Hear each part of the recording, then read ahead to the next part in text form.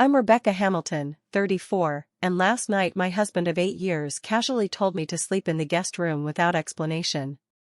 This morning, I handed James Whitfield, tech billionaire, visionary, and cheating bastard, divorce papers over his artisanal coffee. The look of utter shock on his face was worth every second of the sleepless night I spent in that cold guest bed. What he doesn't understand yet is that this isn't about the guest room, it's about years of lies finally catching up to him. He's about to learn that he severely underestimated what I know and what I'm capable of. Before I dive into how my picture-perfect marriage crumbled overnight, I'd love to know where you're watching from. Drop your location in the comments below.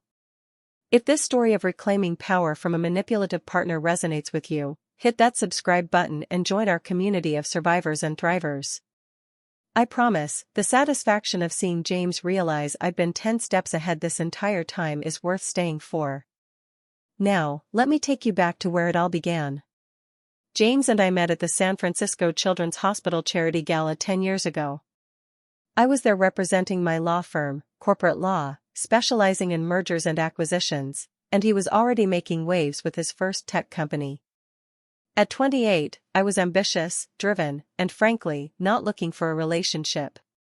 James changed that with his intense focus and charm. When James Whitfield wanted something, he pursued it relentlessly. And that night, he wanted me. "You're the only person here not trying to get something from me," he said when we first spoke. I later realized that was part of my appeal. I had my own career, my own money, my own ambitions. I wasn't impressed by his bank account, which made him work harder for my attention. Our whirlwind romance became tabloid fodder almost immediately. The eligible tech bachelor and the sharp-tongued lawyer. The press ate it up. 6 months later, he proposed on a private beach in Maui, and 8 months after that, we had a wedding that made the cover of Vanity Fair. 300 guests, crystal everything, and a custom Vera Wang dress that cost more than my law school education. It was excessive, but I was in love and riding the fairy tale wave. The first 2 years were passionate and connected. We traveled constantly, Paris for the weekend, Tokyo for dinner, because we could. James's company continued to grow, eventually becoming Wit Tech Industries, now valued at over $30 billion. I supported him through the stressful IPO, the expansion into new markets, the late nights, and the constant pressure. "We're building our empire," he'd say, kissing me before disappearing into his home office for hours. Back then, I believed we were partners in this venture. I didn't realize I was just another acquisition. The shift happened so gradually I barely noticed. Board meetings ran late more frequently. Business trips extended from 2 days to a week. The passion in our marriage cooled from a roaring fire to barely glowing embers. I tried everything: surprise weekend getaways, cooking classes together, even marriage counseling, which he attended exactly twice before declaring it a waste of his valuable time. By year 5, we were essentially living separate lives in our 15,000 square foot mansion in the Palo Alto Hills. I managed our social calendar, hosted his business dinners, attended the right charity events, and smiled for photos. He provided financial security, status, and increasingly infrequent companionship. "This is normal for power couples," my mother insisted when I confided my concerns. "You think your father and I maintained passion for 40 years? Grow up, Rebecca. You have the life most women dream of." So I buried my disappointment and adapted.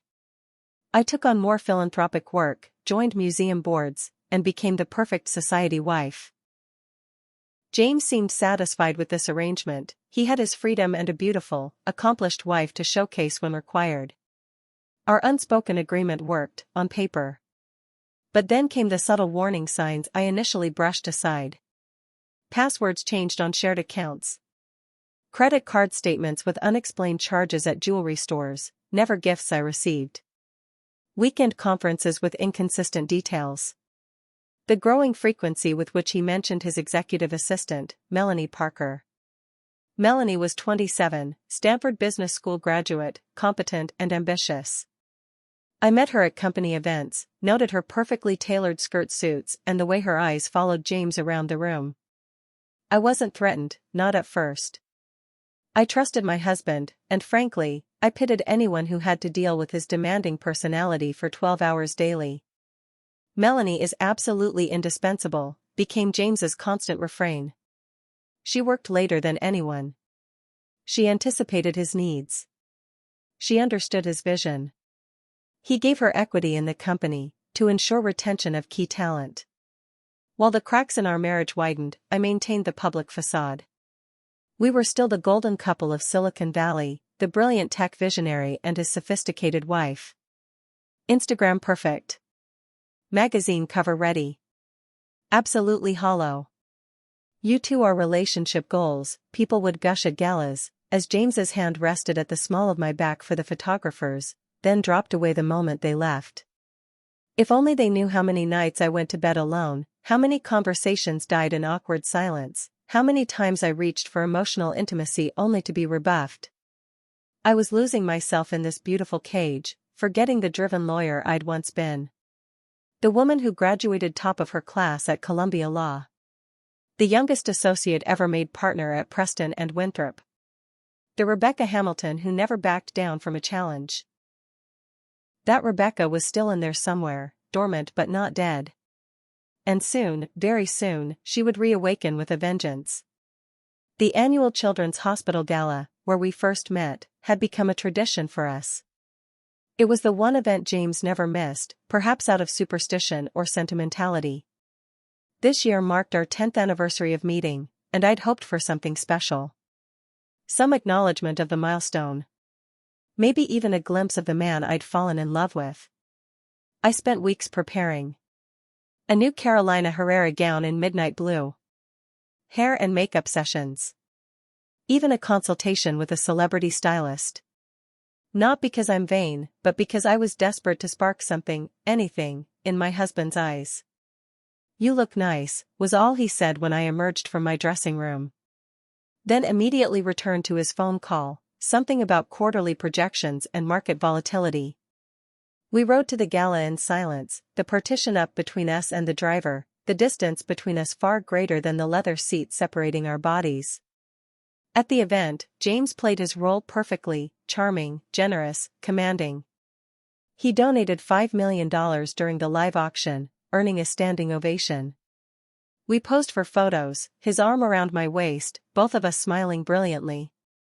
But he released me the moment the cameras lowered, drifting away to network, leaving me clutching a champagne flute like a life preserver. "Rebecca, darling, you're positively glowing tonight," Amanda Sinclair, one of my few genuine friends in our social circle, air-kissed my cheeks. "Though your husband seems rather occupied with his assistant." I followed her subtle nod to the corner of the ballroom. James and Melanie stood close together, his head bent toward hers, her hand resting on his suit sleeve. There was an intimacy to their posture that sent ice through my veins. When she laughed at something he said, he tucked a strand of hair behind her ear, a gesture he used to reserve for me. "They'd been like that all evening," Amanda continued, watching my face carefully. "I thought you should know." I maintained my composure, years of corporate negotiations having taught me never to reveal weakness. "They work closely together," I said dismissively, though my heart hammered in my chest. Not usually this closely at public events," Amanda murmured. "And certainly not usually in the coat check hallway where they were 20 minutes ago." The crystal flute nearly slipped from my fingers. "Excuse me?" Amanda squeezed my arm gently. "I was looking for the ladies' room. They didn't see me." "It wasn't innocent, Rebecca." I excused myself, locked myself in a bathroom stall, and practiced breathing techniques to stop the panic attack clawing at my chest. 10 years. 10 years of my life given to this man, and he couldn't even be discreet. For the remainder of the evening, I observed them with new awareness. The secret smiles. The unnecessary touches. The private jokes.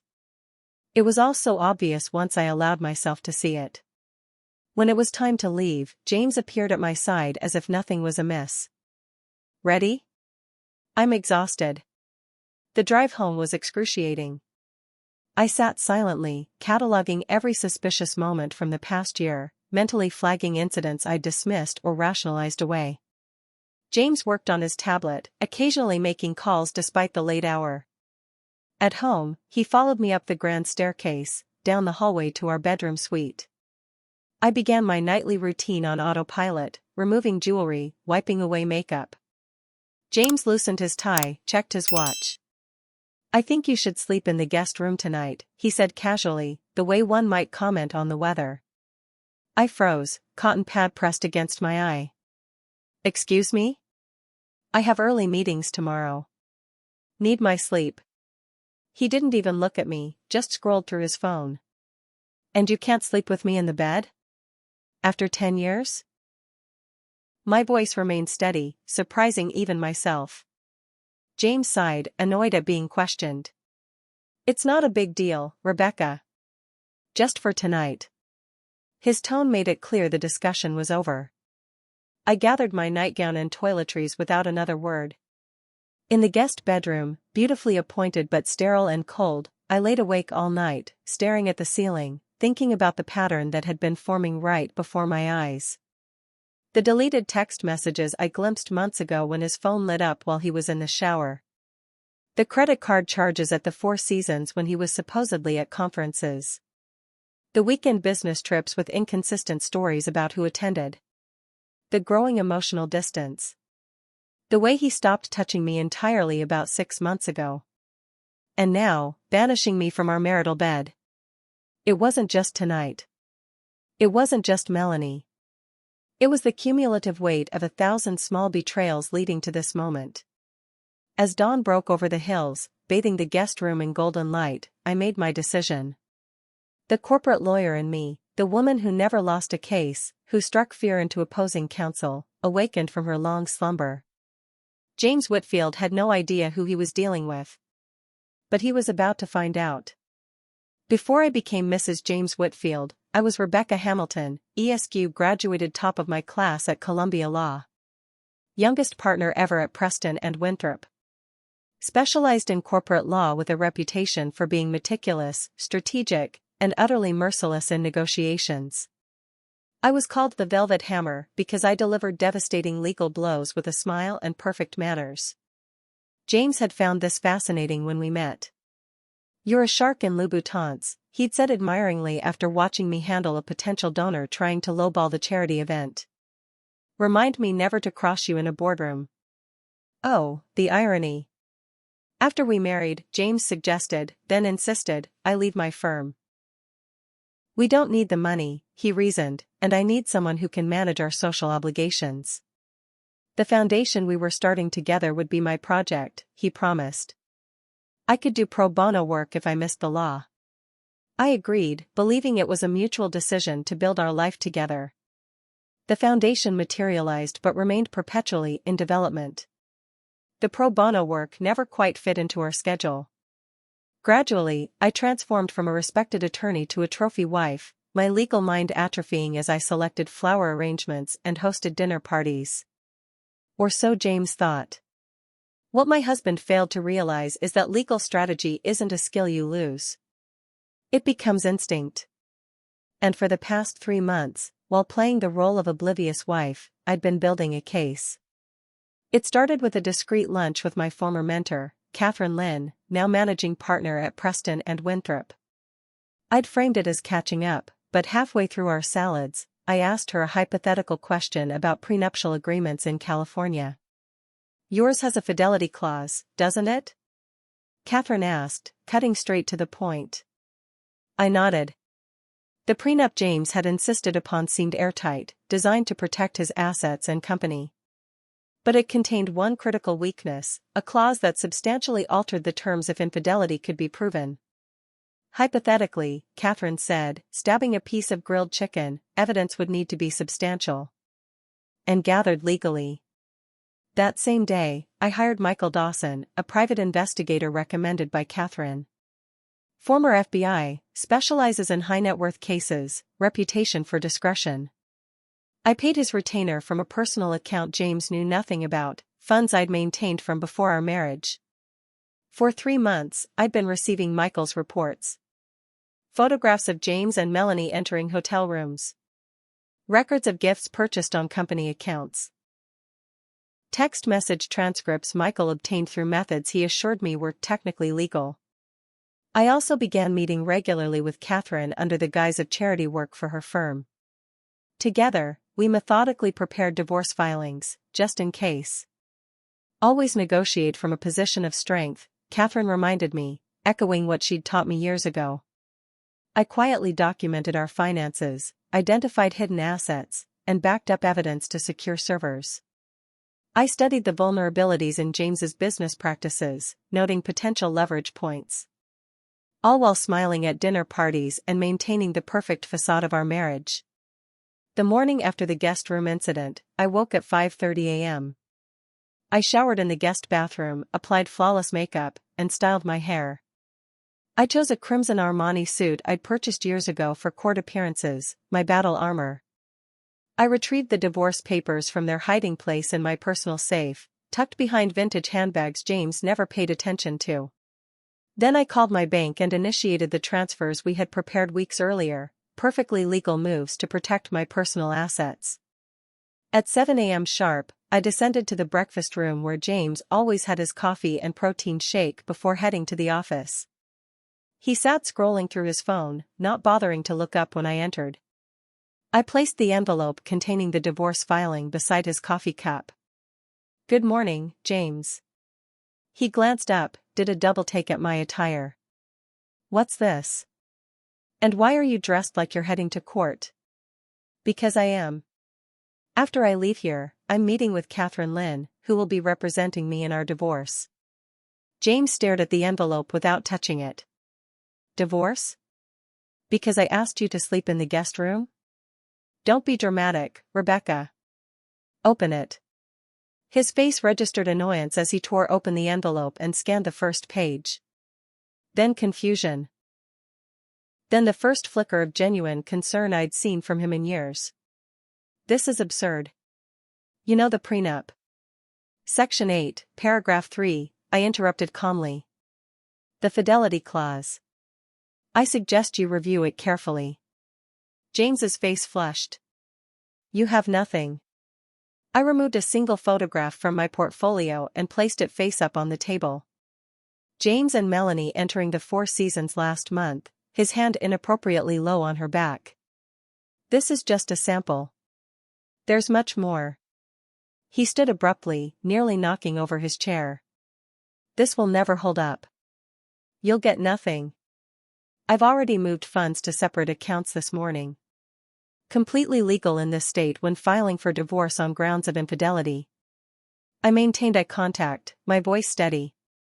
"I'm not after your billions, James. I just want what's fair." The flash of fear in his eyes was unmistakable. He hadn't expected this, not from his compliant, decorative wife. He'd forgotten who I was before he tried to remake me. "You're making a mistake," he said, reaching for his phone. "I'll call Richard." Richard Graves, his shark of an attorney. I'd anticipated this move. "Go ahead.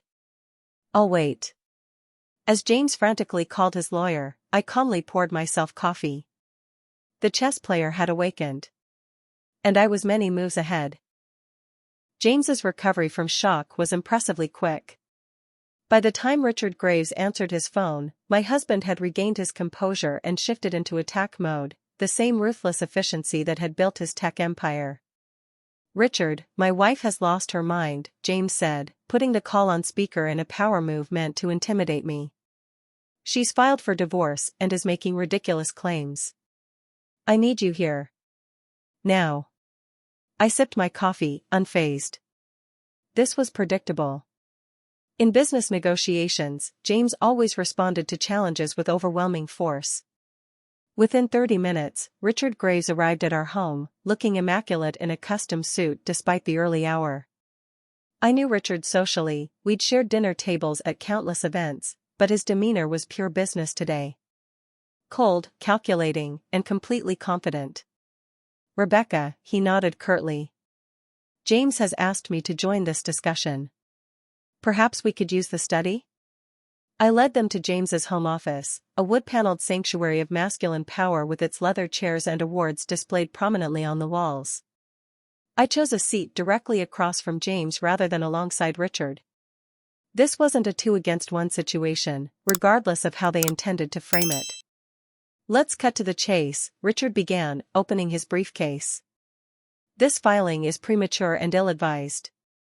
The prenuptial agreement you signed is ironclad. You're entitled to the specified settlement, a generous one, I might add, but nothing more." "I'm well aware of what I signed, Richard," I replied evenly. "Including Section 8, Paragraph 3. Richard's eyebrow twitched slightly, the first sign that he wasn't fully prepared. "The fidelity clause." "Yes. But such claims require substantial proof, which frankly, you don't have." I smiled. "I have photographs, hotel receipts, text message transcripts, and witness testimony. Would you like me to continue?" "Manufactured evidence won't stand up in court," James interjected, his knuckles white as he gripped the armrests of his chair. "Nothing is manufactured. Everything was obtained legally by a licensed private investigator. Michael Dawson, former FBI, impeccable reputation. The courts love him." Richard and James exchanged glances. I could practically hear the recalculation happening in real time. "Look," Richard said, softening his tone, "even if there were indiscretions, we can resolve this privately. James is prepared to be extremely generous if we can handle this quietly and efficiently." Translation: the Widtech IPO was scheduled for next quarter. A public scandal involving the CEO would be catastrophic for stock valuation. "How generous?" I asked, allowing them to believe I might be bought off. James jumped in. $20 million. Cash. The house in Vale. Your car collection. Clean break, no publicity. It was a substantial offer, far more than the prenup specified. But this wasn't about money. "That's an interesting starting point," I said, watching James relax slightly. "But insufficient." Richard pulled out a yellow legal pad. "What would you consider sufficient, Rebecca?" I looked directly at James. "Full financial disclosure. All accounts, including offshore holdings. A fair division of marital assets. And public acknowledgement of the reason for our divorce." James slammed his fist on the desk. "Absolutely not. I won't be dragged through the mud to satisfy your vindictive streak." "Then we go to court," I said simply. "Where everything becomes public record." "This is blackmail," James hissed. "No. This is consequences." Richard tried to regain control of the situation. "Perhaps we should all take some time to cool down. These initial discussions are always emotional." "I'm not emotional, Richard," I interrupted. "I'm strategic. James taught me that business is just a complex game of chess. I'm simply making my move." James leaned forward, his voice dropping to a dangerous register I'd heard him use with business rivals. "If you fight me on this, I will destroy you. I have resources you can't imagine. You'll get nothing, and I'll make sure you never work in this town again." I laughed. Actually laughed. The threat was so predictable, so pathetically aligned with every movie villain speech I'd ever heard. "Check your email, James," I said, rising from my chair. "I sent you something interesting while we'd been talking." Frowning, James pulled out his phone and opened his email. I watched his face drain of color as he scrolled through the photographs, him and Melanie entering hotel rooms, intimate dinners at restaurants far from Silicon Valley, a particularly damning image of them kissing in what they thought was a private corner of the charity gala coat check area. "These are just copies," I informed him calmly. "The originals are secure. As are the financial documents your accountant has been helping me understand for the past month." "Carter would never," James started. "Carter has his own concerns about certain accounting practices you've implemented. Practices that might interest the SEC." The silence in the room was deafening. Richard looked between us, clearly trying to assess how badly his client was compromised. "You've been planning this," James finally said, his voice hollow with realization. "For 3 months. But you gave me years to think about it." I gathered my portfolio and moved toward the door. My attorney will be in touch with specific terms. I suggest you consider them carefully. As I reached the doorway, I turned back. Oh, and James? I'll be staying at the Peninsula Hotel while this is being resolved. I've found I rather dislike your guest room. After I've learned the truth about James and his assistant, I'd love to know if you've ever had that moment where everything suddenly clicked into place and you realized someone wasn't who they claimed to be. The comments section is a safe space to share your experiences. If this story is helping you recognize red flags in your own relationships, please hit that like button. It helps others find this content who might need it too. Now, let's continue with what happened when James realized I wasn't going to be easily intimidated. Within hours of leaving the mansion, I checked into the Peninsula Hotel under my maiden name. I'd planned to stay for just a few days until I found a more permanent arrangement. But before I'd even unpacked, my phone buzzed with a text from Sofia Rodriguez, my college roommate and still one of my closest friends despite James's attempts to distance me from my pre-marriage connections. Heard what happened? My penthouse is empty while I'm in London for 6 months. It's yours. No arguments. Keys at front desk. Sofia, CEO of a successful biotech company and gloriously single by choice, had always seen through James's charm. He dims your light, she'd told me 3 years ago, the last time we'd managed to have lunch without James finding a reason for me to cancel. I'd defended him then. I wouldn't make that mistake again. The penthouse was in a discreet building in Pacific Heights with excellent security, important, as I soon discovered James had hired someone to track my movements. Michael, my PI, identified the tale within a day and suggested countermeasures. Standard procedure in high-net-worth divorces, he assured me. Nothing to worry about, but we'll document it for the case. Catherine Lynn had already assembled a legal team at Preston and Winthrop. When I arrived at the firm for our first official meeting, I was overwhelmed to find not just Catherine, but 5 other attorneys I'd worked with before my marriage. People I'd considered colleagues, not friends. Yet here they were. "We've been waiting for this day," admitted Priya Sharma, a brilliant litigator I'd mentored years ago, now a partner herself. Watching James Whitfield systematically dismantle one of the best legal minds we've ever worked with has been difficult. "The firm is taking your case pro bono," Catherine added. "Consider it an investment in getting you back where you belong." I was speechless. I'd spent years believing I'd lost my professional network when I left the firm, yet here they were, ready to fight for me.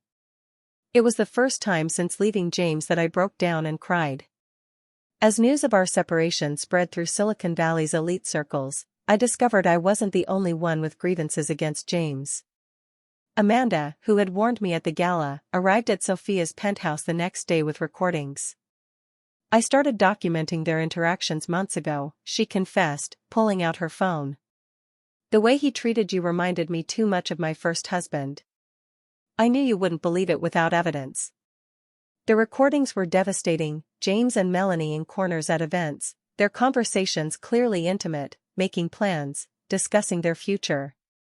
In one particularly damning clip, James explicitly mentioned waiting until after the IPO to handle the Rebecca situation. He was planning to leave me, I realized, the final piece clicking into place. The guest room wasn't just about one night. "Men like James don't leave women like you without ensuring they maintain control," Amanda said grimly. "He would have tried to destroy you in the process." An unexpected ally appeared in the form of Eliza Whitfield, James's estranged sister. I'd met her only twice during our marriage, as James had cut ties with her years before we met, citing business disagreements. She contacted Catherine directly.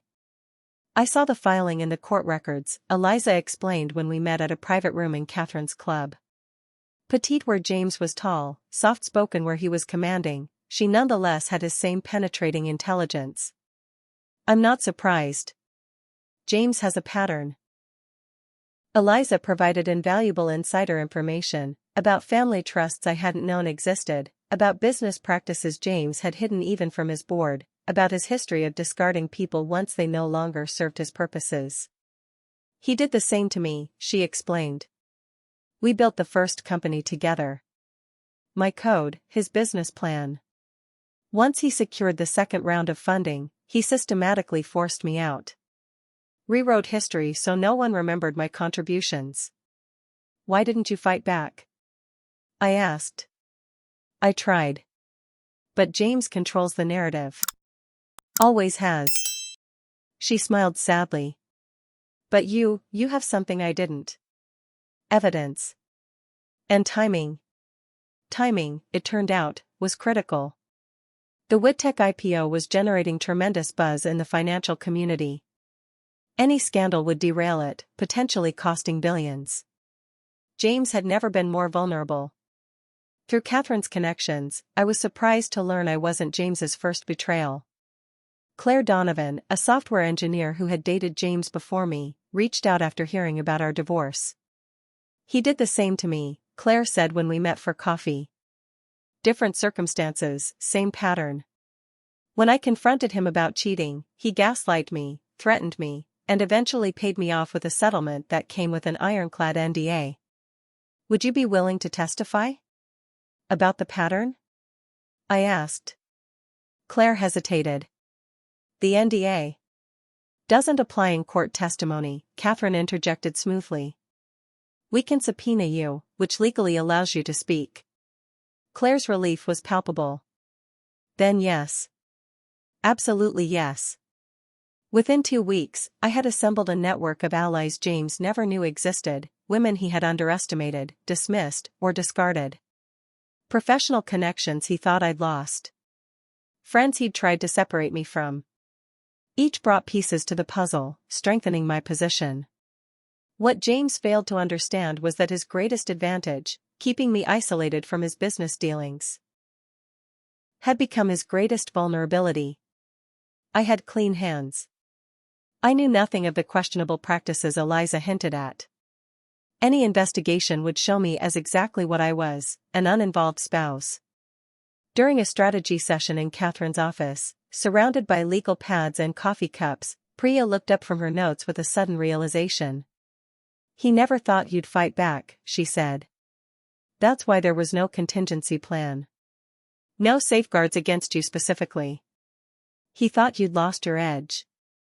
I thought about the woman I'd been before James, ambitious, strategic, unstoppable. The woman who had gradually been buried under charity galas and interior decorating decisions and carefully maintained social calendars. That, I said, feeling the strength of these women around me, was his first mistake. James's first retaliatory move was predictable but still shocking in its brutality. 3 days after I left the mansion, I discovered all my credit cards had been cancelled. My access to our joint accounts, which contained millions, was terminated. Even my medical insurance was suspended. Textbook high-conflict divorce strategy, Catherine said when I called her in a panic. They're trying to scare you into settling quickly. It's working, I admitted, staring at the declined payment notification from the Peninsula Hotel. It shouldn't, Catherine replied firmly. Remember the funds we moved? You have operating capital. And this heavy-handed tactic actually helps our case. She was right, of course. I had transferred enough money to sustain myself for months, acting within my legal rights when filing for divorce. James's financial attack was not just vindictive but potentially illegal, something the judge would note. Meanwhile, the WITTEC boardroom had become a battlefield of its own. Through Eliza's connections, we learned an emergency board meeting had been called to address the personal situation of the CEO. They're in full damage control, Eliza reported, her source inside the company feeding her regular updates. James is presenting you as unstable and money-hungry. Says you're inventing infidelity claims to bypass the prenup.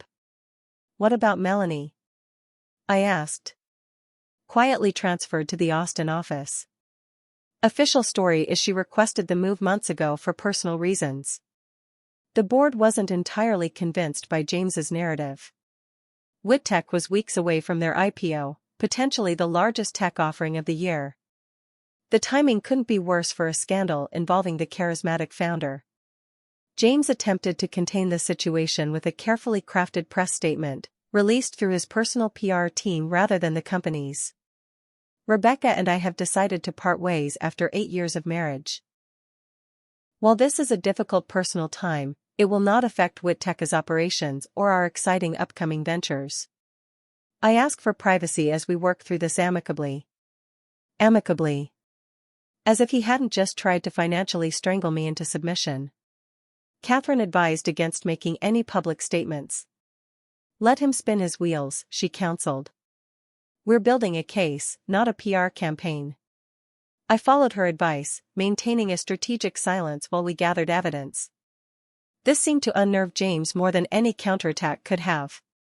He was used to controlling the narrative, to knowing his opponent's moves. My silence made him increasingly desperate. The text started 3 weeks after I left. First professional, then pleading, finally threatening. Rebecca, we should discuss settlement terms directly. Lawyers just complicate things. Please call me. We can work this out without destroying everything we've built. You're making a serious mistake. Last chance to end this reasonably. I forwarded each message to Catherine without responding. Then came the revelation that changed everything. Jennifer Torres, a mid-level accountant at Whittaker, contacted me through a secure email account. I've been reviewing financial records for the IPO filing, she wrote. There are irregularities you should know about. Mr. Whitfield has been manipulating company financials and hiding personal expenses. I have documentation. Jennifer was risking her career, possibly facing legal jeopardy herself, by coming forward. After careful vetting by Michael to ensure this wasn't an elaborate trap set by James, I arranged to meet her at Catherine's office. The evidence she brought was damning. James had been using company funds for personal expenses, including gifts for Melanie and travel arrangements for their trysts. More seriously, he had been inflating company performance metrics ahead of the IPO, potentially defrauding investors. Why are you sharing this? I asked Jennifer directly. She hesitated before answering. 2 reasons. First, I can't be part of fraud. Second, Mr. Whitfield sexually harassed me when I first joined the company. When I reported it to HR, I was told to consider the opportunity of working closely with a visionary. Then I was transferred to accounting. This presented me with an ethical dilemma. Using this information in divorce proceedings might give me leverage, but the financial manipulation was potentially criminal. Lives and investments were at stake. We need to consider the implications carefully, Catherine cautioned during an intense strategy session with the legal team. Using this solely for divorce leverage could make us complicit in allowing fraud to continue. There's also the whistleblower angle, Priya added. Jennifer could receive protection, and potentially a percentage of any SEC penalties, if she reports this officially. I spent a sleepless night weighing my options. My marriage had devolved into a high-stakes battle, but this went beyond personal grievances. People's livelihoods and investments were at risk. By morning, I'd reached my decision. I contacted Jennifer and connected her with a specialized securities attorney who could help her report to the SEC while protecting her interests as a whistleblower. This may complicate your divorce strategy, the securities attorney warned me. Once this becomes an SEC matter, the evidence becomes public. James will know you were involved. I understand, I replied. But this is bigger than my divorce. When the SEC opened a preliminary inquiry into Whittaker's finances, the effect was immediate and dramatic. The IPO was placed on indefinite hold. The stock value of the private shares plummeted. Board members began distancing themselves from James's management decisions. James's response was swift and furious. He called me directly for the first time in weeks, bypassing lawyers and protocols. What have you done? He demanded, his voice shaking with rage. I haven't done anything, James. This is the consequence of your actions. You connected that accountant with the SEC, don't deny it. I connected her with appropriate legal counsel, I corrected. The decision to report was hers. The financial manipulation was yours. This will destroy everything, the company, the IPO, everything I built. Perhaps you should have thought of that before you committed securities fraud. Or before you decided to discard your wife? There was a long pause before James spoke again, his tone completely changed. What do you want, Rebecca? To make this go away? Name your price. It's too late for that, James. Some bells can't be unrung. Don't be naive. There's always a way. Just tell me what you want. I thought about what I truly wanted, not just from the divorce, but from my life moving forward. The woman I'd been before James had ambitions, purpose, integrity. What I want, I said finally, is a fair settlement based on full financial disclosure, and for you to tell the truth, about the affair, about the company, about all of it. He laughed bitterly. Truth doesn't exist in this world, Rebecca. Only narratives and power. That's where you're wrong. And that's always been our fundamental difference. I ended the call, feeling strangely calm despite the chaos unfolding around WIT-Tech. The corporate battlefield was ablaze, but for the first time in years, I was certain of my path forward. The day after the SEC announced its preliminary inquiry, Michael Dawson requested an urgent meeting. We convened at Catherine's office, where he arrived carrying an encrypted laptop. I've been monitoring Mr. Whitfield's financial activities as requested, he began, setting up the computer. Following the money trail led to something unexpected. Michael had discovered a network of offshore accounts in the Cayman Islands, British Virgin Islands, and Singapore. All connected to shell companies controlled by James. These were established approximately 14 months ago, Michael explained, displaying a complex flowchart of transactions. They've received regular transfers from Mr. Whitfield's personal accounts, totaling approximately $30 million. 14 months ago. Around the time James had begun growing distant. The timing wasn't coincidental. He's been planning to leave me for over a year, I realized, the pieces finally connecting. Setting up his escape route financially before making any moves personally. Classic high net worth divorce preparation, Catherine agreed, examining the documentation. He was shielding assets before filing. But I filed first, I pointed out. Which threw his entire timeline into chaos, Michael said with something approaching admiration. The guest room incident, I believe that was supposed to be the beginning of a longer exit strategy. You accelerated everything by filing immediately. There was more. Michael had obtained security footage from our home, cameras I'd had discreetly installed months earlier as my suspicions grew. The footage from the night I spent in the guest room was illuminating. An hour after I left our bedroom, Melanie's car pulled into our gated driveway. She used her own access code, one I never knew existed. She spent the night in the master bedroom. My bedroom. The guest room wasn't just convenience, Catherine said, stating the obvious. He needed you out so she could come in. The audacity was breathtaking. Not just the affair, but bringing her into our home, into our bed, while I slept down the hall. But the most damning evidence came from an unexpected source. During a routine sweep of James's home office, legally permitted as I still co-owned the residence, Michael discovered documents hidden in a false bottom drawer of James's desk.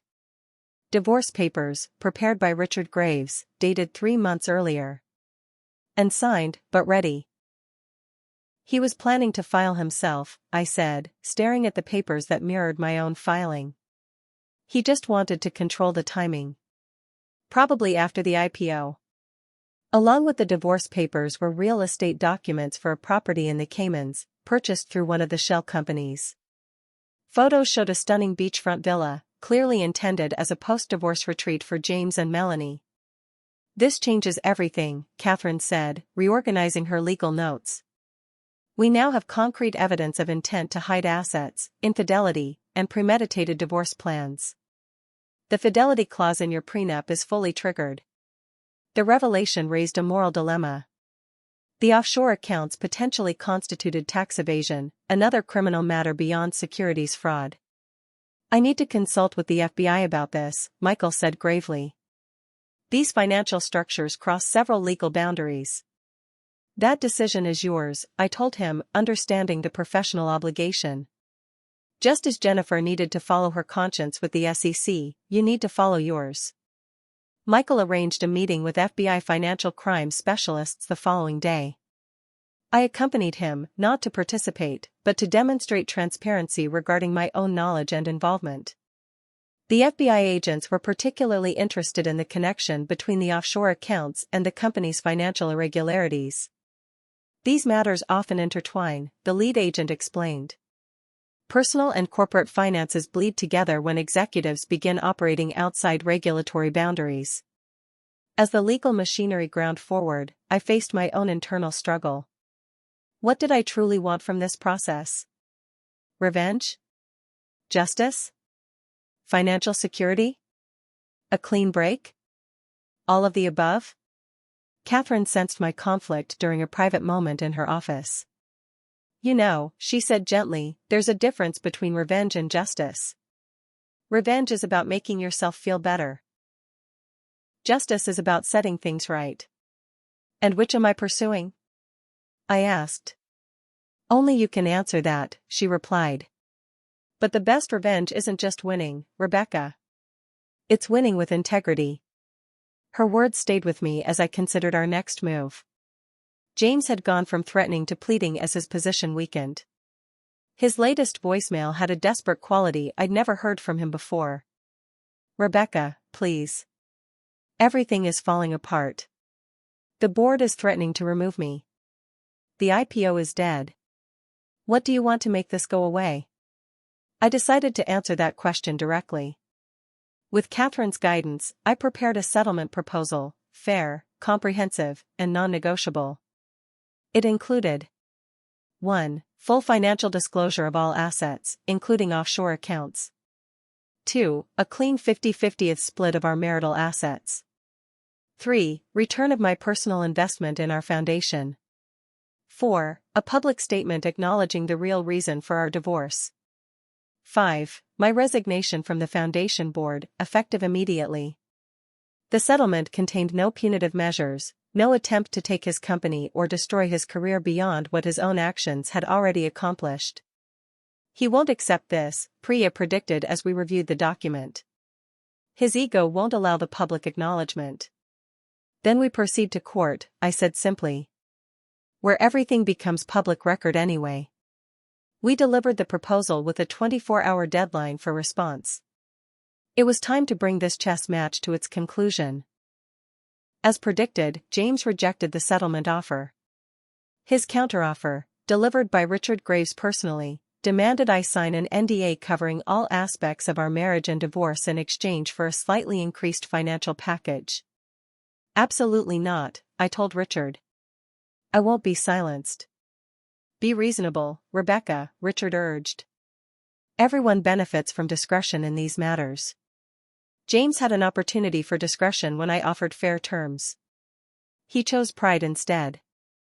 With negotiations at an impasse, the court date was set for our first hearing, a preliminary session to address immediate concerns like temporary support and access to marital assets while the divorce proceeded. After weeks of strategic silence, I decided it was time to control the narrative. With careful guidance from a PR specialist Catherine recommended, I released a simple statement. I have filed for divorce from James Whitfield due to his infidelity with a company employee. While I had hoped to resolve this matter privately, Mr. Whitfield's actions, including financial manipulation and attempts to silence me through NDAs, have made that impossible. I ask for respect as legal proceedings continue. The statement, factual and restrained, nonetheless detonated like a bomb in Silicon Valley circles. Whittaker's stock price, already weakened by the SEC inquiry, dropped another 15%. Board members began publicly distancing themselves from James's personal conduct. Ms. Hamilton's allegations are concerning and do not reflect Whittaker's values, the lead independent director told CNBC. We are conducting our own internal review while cooperating fully with regulatory inquiries. The pressure on James mounted from all sides. The board called an emergency session to discuss his leadership. Major investors demanded explanations. The tech press, which had long celebrated James as a visionary, now questioned everything from his business ethics to his treatment of women in the workplace. James's behavior grew increasingly erratic. He sent a rambling late-night email accusing me of orchestrating a conspiracy against him. He tried to access my temporary apartment building, causing security to escort him out. He attempted to freeze foundation assets, only to discover I'd already resigned my position and withdrawn my personal contributions. His most desperate move came 3 days before our scheduled court appearance. Through back channels, James began suggesting I had been complicit in financial improprieties at WIT Tech, that I had known about and benefited from the questionable practices now under investigation. "It's a standard Darvo response," Catherine explained when we learned of the allegations. Deny, attack, reverse victim and offender. Classic behavior when abusers are cornered. The attempt backfired spectacularly. Jennifer Torres, the whistleblower, provided documentation showing I had never had access to financial systems or attended relevant meetings. My careful distance from James's business dealings, once a source of marital friction, now served as a perfect defense. Most damaging to James, Melanie Parker decided to protect herself by cooperating with both the SEC and our legal team. Faced with potential accessory charges for her role in the financial irregularities, she provided detailed testimony about both the affair and business misconduct. Mr. Whitfield instructed me to create separate books for board presentations versus internal operations, her sworn affidavit stated. He explicitly said, "What the board doesn't know won't hurt them, but it might make us rich." By the time we appeared in court, James looked like a shadow of the confident tech titan he'd once been. Unshaven, with dark circles under his eyes, he avoided my gaze as Judge Harriet Chen reviewed the preliminary filings. Judge Chen, known for her no-nonsense approach to high-net-worth divorces, made her position clear from the outset. "Mr. Whitfield," she addressed him directly, "these financial disclosures appear incomplete given evidence of offshore holdings. I'm inclined to grant Ms. Hamilton's motion for comprehensive financial discovery." James's attorney attempted to object, but Judge Chen cut him off. Furthermore, the evidence of marital misconduct is substantial and credible. The prenuptial agreement's fidelity clause appears to be validly triggered based on the submitted documentation. By the end of the 3-hour hearing, Judge Chen had granted every preliminary motion in my favor: temporary support, access to marital assets, expedited financial discovery, and a restraining order preventing James from contacting me directly. As we left the courtroom, Catherine squeezed my arm gently. "This is just the beginning, but it's a very good beginning." The next day, major business publications ran articles with variations of the same headline: "Tech Wunderkinds fall from grace." The stories detailed James's personal and professional unraveling, contrasting his previous golden boy image with the current investigations and allegations. I didn't take pleasure in his public humiliation. Despite everything, we had shared 8 years together. I had loved him once, perhaps part of me always would love the man I thought he was. But I recognized the importance of truth coming to light, not just for my sake, but for everyone affected by James's deceptions. The decisive blow came 1 week later. Facing mounting evidence and deteriorating public opinion, the WIT Tech board voted to place James on administrative leave pending the outcome of their internal investigation and the SEC inquiry. The board believes this action is in the best interest of the company, our employees, and our investors while these matters are resolved, their statement read. James's removal as CEO broke something in him. That evening, he called Catherine directly, a breach of protocol that showed his desperation. "Tell Rebecca I'll accept her terms," he said simply. "All of them." When Catherine relayed the message, I felt no triumph, only relief. The chess match was over. I had reclaimed my power, my voice, and my future. But as I contemplated the settlement we'd fought so hard to achieve, I realized that winning wasn't the end of the journey. It was merely the beginning of something new. 6 months after that fateful night in the guest room, the divorce was finalized. Despite James's initial resistance, the final agreement largely matched my original proposal: a clean 50-50 split of marital assets, full financial disclosure, and a public acknowledgement of the reason for our divorce. The offshore accounts had been disclosed and divided. The foundation was restructured with new leadership. James's public statement was brief but unambiguous: "I accept full responsibility for the breakdown of our marriage due to my infidelity and breach of trust." Financial experts estimated my settlement at approximately $2.3 billion, making me one of the wealthiest divorced women in America overnight. The money meant security and opportunity, but the true victory was in the vindication and the freedom to reinvent myself. James's professional fate had been decided separately from our divorce. The Whittech board permanently removed him as CEO, though they allowed him to retain a position as a non-executive chairman, largely to stabilize the company while they brought in new leadership. The SEC investigation continued with his cooperation, likely to result in significant fines but avoiding criminal charges through a negotiated settlement. Melanie had been quietly let go from the company with a modest severance package. According to Amanda's sources, she had moved to Australia to start fresh, as far from Silicon Valley as possible. I had no desire to remain in our social circles, where I would forever be seen as James Whitfield's ex-wife. Instead, I reclaimed my professional identity with purpose and determination. 3 months after the divorce, I rejoined Preston and Winthrop, not as a regular partner, but in a specialized role heading a new practice group focusing on high-profile divorces and financial malfeasance in marriages. My unique experience made me particularly valuable to clients navigating similar situations. My first major client was Diane Porter, wife of another tech billionaire, who sought me out specifically after reading about my case. "I need someone who understands what I'm facing," she told me during our initial consultation. "Someone who won't be intimidated by wealth and power." The practice grew quickly, with a staff of dedicated attorneys and forensic accountants. We developed a reputation for thorough preparation, ethical standards, and unwavering advocacy. I made it a policy to only accept clients I believed were acting in good faith, not seeking revenge, but fair resolution and truth. Beyond the law firm, I formalized the network of women who had supported me through my divorce.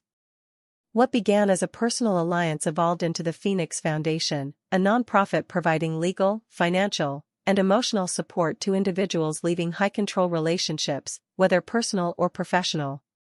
The name comes from the idea of rising from the ashes, I explained at our launch event. When a relationship ends, it's not just an ending. It's the beginning of something new. Catherine, Amanda, Sophia, Eliza, Claire, and Jennifer all joined the Foundation's board, each contributing unique expertise and perspective. We funded scholarships for women returning to professional careers after relationship disruptions. We offered grants to help cover legal expenses for those without financial resources. My personal life transformed as well.